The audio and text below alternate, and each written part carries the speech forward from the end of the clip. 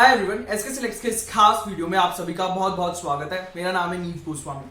IPL 2023 का match number 65 खेला जाएगा सनराइजर्स हैदराबाद और आरसीबी के बीच में। अगर हम एसआरएच यानी कि सनराइजर्स हैदराबाद की बात करें तो उन्होंने अपना पिछला मुकाबला गुजरात टाइटंस के हाथों हारा है। वहीं पर अगर हम रॉयल चैलेंजर्स बैंगलोर यानी कि फाफ टू प्लेसी की आरसीबी की बात करें तो आरसीबी ने अपना पिछला मुकाबला राजस्थान रॉयल्स के खिलाफ जीता है और वो भी एक तरफा जीत उन्होंने हासिल की थी उस मुकाबले में। वहीं पर ये जो मैच नंबर 65 है ये खेला जाएगा सनराइजर्स हैदराबाद के अपने घर यानी कि हैदराबाद के राजीव गांधी इंटरनेशनल स्टेडियम पर। अब इस मुकाबले के लिए आपकी फैंटेसी 11 कैसी होनी चाहिए, आपकी फैंटेसी 11 में कौन कैप्टन कौन वाइस कैप्टन होना चाहिए, ये सब और भी बहुत कुछ हम जानने वाले हैं आगे इस वीडियो में। लेकिन उससे पहले कर लीजिए आप एक छोटा सा काम, और वो ये कि अगर अभी तक आपने हमारे स्पोर्ट्स कीड़ा क्रिकेट के यूट्यूब चैनल को सब्सक्राइब नहीं किया है तो पहले उसे सब्सक्राइब कर लीजिए और इसके साथ साथ यहाँ पर स्पोर्ट्स कीड़ा क्रिकेट के फेसबुक पेज को भी लाइक कर लीजिए ताकि क्रिकेट जगत से जुड़ी हुई सारी बड़ी और लेटेस्ट अपडेट सबसे पहले आपको मिल सके।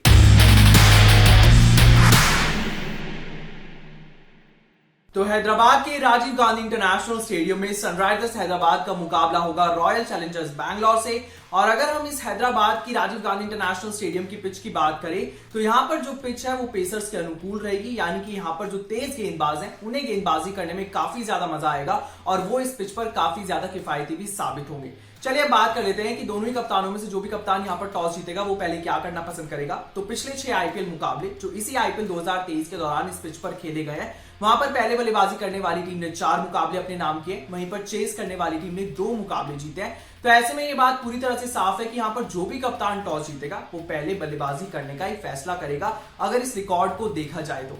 चलिए बात कर लेते हैं कि आईपीएल के इतिहास में दोनों ही टीम्स का हेड टू हेड रिकॉर्ड क्या कहता है। तो दोनों ही टीम्स ने एक दूसरे का सामना किया है कुल 22 बार, जहां पर हैदराबाद ने बाजी मारी है 12 बार, वहीं पर रॉयल चैलेंजर्स बैंगलोर ने हैदराबाद को हराया है 9 बार। और एक मैच इन दोनों के बीच में टाई हो गया था, बारिश के चलते उसका रिजल्ट नहीं निकल पाया था। लेकिन आईपीएल 2023 में पहली बार ये एक दूसरे का आमना सामना करने वाले हैं, तो देखना काफी ज्यादा दिलचस्प होगा कि इस पहली भिड़ंत में, इस आईपीएल 2023 की पहली भिड़ंत में कौन बाजी मारेगा। चलिए बात कर लेते हैं कि आखिर आपकी फैंटेसी 11 में कौन कौन से वो 11 धुरंधर खिलाड़ी शामिल होने चाहिए। और शुरुआत करते हैं यहां पर विकेट कीपर से, और आपकी फैंटेसी 11 में विकेट कीपर होने चाहिए सनराइजर्स हैदराबाद के खिलाड़ी यानी कि हेनरी क्लासन। क्लासन की बात करें तो गुजरात टाइटंस के खिलाफ जो मुकाबला खेला गया था वहां पर हेनरी क्लासन ने 64 रन बना दिए थे मैच 44 बॉल्स का सामना करते हुए। अपनी इस पारी में उन्होंने 4 चौके और 3 छक्के भी लगाए, जहां पर उनका स्ट्राइक रेट रहा 145.45 का। चलिए तो बात विकेट कीपर की बात कर लेते हैं यहाँ पर बैटर्स की यानी कि बल्लेबाजों की। और बल्लेबाजों की लिस्ट में जो पहला नाम होगा आपकी फैंटेसी 11 में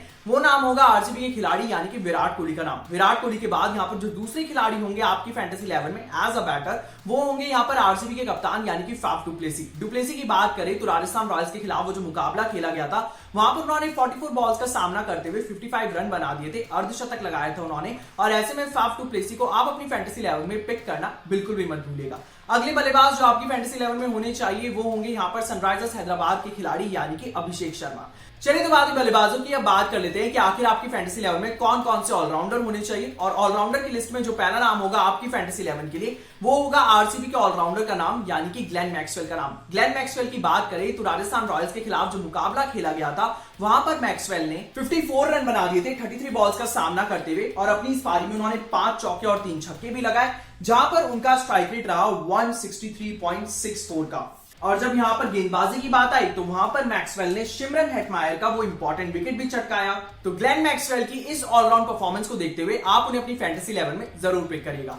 अगले ऑलराउंडर जो आपकी फैंटेसी 11 में होंगे वो होंगे आरसीबी के खिलाड़ी यानी कि माइकल ब्रेसवेल के बाद यहां पर जो अगले खिलाड़ी होंगे आपकी फैंटेसी 11 में एज एन ऑलराउंडर वो होंगे यहां पर सनराइजर्स हैदराबाद के कप्तान यानी कि एडन मार्करम के बाद यहां पर जो अगले ऑलराउंडर आपकी फैंटेसी 11 में जरूर होने चाहिए वो होने चाहिए यहां पर सनराइजर्स हैदराबाद के खिलाड़ी यानी कि मार्को यानसन। चलिए तो बात ऑलराउंडर्स की बात कर लेते हैं यहां पर बॉलर्स की यानी कि गेंदबाजों की। और गेंदबाजों की लिस्ट में जो पहला नाम होगा आपकी फैंटेसी 11 के लिए वो नाम होगा यहां पर आरसीबी के तेज गेंदबाज यानी कि वेन पांडल का नाम। अगर पांडल की बात करें तो आरआर के खिलाफ जो मुकाबला खेला गया था वहां पर उन्होंने 3 इंपॉर्टेंट विकेटें चटकाई थी, और इन 3 इंपॉर्टेंट विकेटों को चटकाने के साथ साथ उन्हें उस मुकाबले में प्लेयर ऑफ द मैच का अवार्ड भी मिला था। तो ऐसे में वेन पांडल को आप अपनी फैंटेसी 11 में पिक करना बिल्कुल भी मत भूलिएगा। अगले गेंदबाज जो आपकी फैंटेसी 11 का हिस्सा होने चाहिए वो होने चाहिए यहां पर सनराइजर्स हैदराबाद के तेज तर्रार और एक्सपीरियंस गेंदबाज यानी कि भुवनेश्वर कुमार। भुवनेश्वर कुमार की बात करें तो जो जीटी के खिलाफ यानी कि गुजरात टाइटंस के खिलाफ जो मुकाबला खेला गया था वहां पर भुवनेश्वर कुमार ने 4 ओवर करते हुए महज 30 रन कंसीड करे थे और इन 4 ओवरों में उन्होंने पंजा खोला था यानी कि 5 विकेटें ली थी और ऐसे में उनकी इकॉनमी रही थी 7.50 की। तो भुवनेश्वर कुमार के इसी फाइफर वाली परफॉर्मेंस को देखते हुए आप उन्हें अपनी फैंटेसी 11 में जरूर जगह दीजिएगा। चलिए बात कर लेते हैं यहां पर अगले खिलाड़ी की, और अगले खिलाड़ी जो आपकी फैंटेसी 11 में एज अ बॉलर होने चाहिए वो होने चाहिए यहां पर आरसीबी के तेज गेंदबाज यानी कि मोहम्मद सिराज। मोहम्मद सिराज ने वो जो मुकाबला खेला था राजस्थान रॉयल्स के खिलाफ वहां पर यशस्वी जायसवाल यानी कि मैन इन फॉर्म यशस्वी जायसवाल का विकेट चटकाया था और वो बड़ा ही क्रूशियल विकेट था। तो ऐसे में मोहम्मद सिराज को आप अपनी फैंटेसी 11 में पिक करना बिल्कुल भी मत भूलिएगा। चलिए तो बात हुई फैंटेसी 11 की, अब बात कर लेते हैं कि आखिर इस फैंटेसी 11 में आपका कैप्टन और वाइस कैप्टन कौन होगा। लेकिन उससे पहले एक छोटा सा डिस्क्लेमर आपको देना चाहते हैं, और डिस्क्लेमर ये है कि जब दोनों ही कप्तानों के बीच में टॉस हो जाए और टॉस के बाद जब दोनों ही कप्तान ऑफिशियली अपनी अपनी प्लेइंग 11 अनाउंस कर दें उसके बाद ही आप अपनी फैंटेसी 11 को पिक करिएगा या फिर अपनी फैंटेसी 11 को एक बार फिर से चेक करिएगा, क्योंकि कई बार ये होता है कि आपकी फैंटेसी 11 में वो खिलाड़ी होते हैं जो दरअसल यहाँ पर एक्चुअल प्लेइंग 11 का हिस्सा होते ही नहीं है, और ऐसे में हम नहीं चाहते कि आपको किसी भी तरह का कोई भी नुकसान हो, इसलिए एक छोटा सा डिस्क्लेमर सिर्फ और सिर्फ आपके लिए। चलिए तो बात हुई डिस्क्लेमर की, अब बात कर लेते हैं कि आखिर इस फैंटेसी 11 में आपका कैप्टन और वाइस कैप्टन कौन होगा। तो अगर हम कैप्टन की बात करें तो आप अपना कैप्टन बनाइएगा यहाँ पर आरसीबी के कप्तान यानी कि फाफ डु प्लेसी को। डुप्लेसी की बात करें तो देखिए अब तक आरसीबी के लिए इस आईपीएल 2023 में जो 12 मुकाबले वो खेल चुके हैं उन 12 में से 7 मुकाबलों में उन्होंने अर्धशतक जड़ाए। तो ऐसे में डुप्लेसी की इस कमाल की फॉर्म को देखते हुए आप उन्हें अपनी फैंटेसी 11 में कैप्टन बनाना मत भूलिएगा, क्योंकि इस आईपीएल 2023 में अब तक वो हाईएस्ट रन स्कोरर भी है, यानी कि जो ऑरेंज कैप है वो उनके सर पर सज रही है। तो आपकी फैंटेसी 11 में आपके कैप्टन यहाँ पर आरसीबी के कप्तान फाफ डु प्लेसी ही होने चाहिए। अब बात कर लेते हैं वाइस कैप्टन की, तो वाइस कैप्टन आप यहां पर बनाइएगा आरसीबी के ही ऑलराउंडर यानी कि ग्लेन मैक्सवेल को। मैक्सवेल की बात करें तो आईपीएल 2023 उनका काफी अच्छा घटा है आरसीबी के लिहाज से।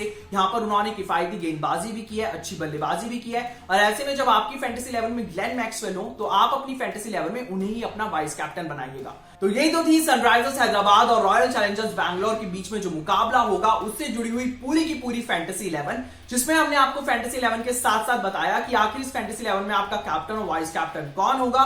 तो इस मुकाबले के लिए आप अपनी फैंटेसी 11 को पिक करना बिल्कुल भी मत भूलिएगा, साथ ही इस मुकाबले को खूब एंजॉय करिएगा। फिलहाल के लिए इस वीडियो में इतना ही। मुझे यानी कि नीव गोस्वामी को दीजिएगा इजाजत, और बाकी बड़ी क्रिकेट अपडेट्स के लिए आप लगातार जुड़े रहिएगा हमारे साथ स्पोर्ट्स कीड़ा क्रिकेट पर।